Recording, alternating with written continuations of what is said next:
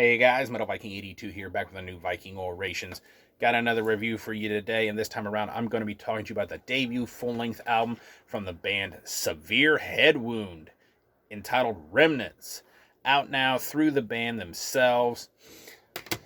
And if you are not familiar with Severe Head Wound, they are a death metal band out of Little Rock, Arkansas that have been around since 2011, featuring brothers Trevor and Zane Emmons. Of course, Trevor handles the drums and vocals, Zane handling guitars, bass, and vocals. As I said, this is their debut full-length album. It is 6 tracks, just a little over 20 minutes in length. And honestly, I was not familiar with this band at all until Jesse from Cadaverous posted a live clip from a show they were playing together on his Facebook page. And then after looking them up, I promptly ordered the CD before the first listen was even done on Bandcamp. This is just some great modern death metal with a definite old school death metal feel to it.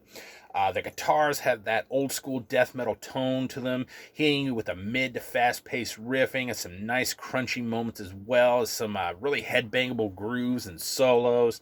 I can hear a little bit of Cannibal Corpse, even a little bit of Malevolent Creation in the riffing at times. Some examples here. Track number 6, Dig Your Own Grave. The opening riff, in fact, that whole opening salvo of that song really reminded me of the song Unleashing the Bloodthirsty by Cannibal Corpse. I mean, basically that section from 15 seconds on in that song, from 15 seconds in on, that kind of little groove they got going on, that's what it reminded me of. Going back to track number 1, Kill of Rights, at the 112 mark, is a really great example of those headbangable grooves these guys are able to write. And then you get to track number 4, Everlasting Disaster. I just love that sinister feel to the opening riff. It's like, as soon as I heard it, it's just like, oh, that's a good one. It's one of those riffs that, makes you do one of those, ooh, faces, The bass on here is thick-toned. Excuse me. Not too high in the mix, but easily heard. However, it does occasionally come through a bit more in spots. You get to track number 5, though, Microwave Execution, which is definitely a Cannibal Corpse-ish style song title. At the 2:53 mark, the bass gets kind of a moment by itself as the other instruments stop, and for a quick 3-second little, solo of sorts before the drums do a little fill and then the guitars launch back in. And honestly, it reminded me of just that little bit of a break in the song Hammer Smashed Face by Cannibal Corpse, so I consider this the band's Hammer Smashed Face moment. I really like Trevor's drum production and performance on here. They sound very organic with a good snap to the snare. He seems to honestly hit these drums with authority, almost like he's pissed at them half the time. And at times, I really liked his double bass work and blast beats as well. Vocally, you get a powerful yet very intelligible mid-range growl, at times reminiscent of Tommy Dahlstrom from Aeon.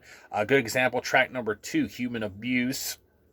And he mixes those with some nice screams, and I like how they sometimes layer the vocals. Like a good example, going back to track number 5, Microwave Execution, the layering of the 2 vocal styles is really awesome. Overall, I think this is a solid debut offering from the brothers here, who, as I said earlier, who offer a more modern take on old school death metal and execute it really well, in my opinion. Great vocals, great guitar work and solos, solid drumming, topped off with just, again, those sick sounding vocals. They do have a couple new singles out currently, which makes me really excited to hear more from these guys and get another release from them. Definitely another band to keep your eyes on. I give this a solid 9 out of 10.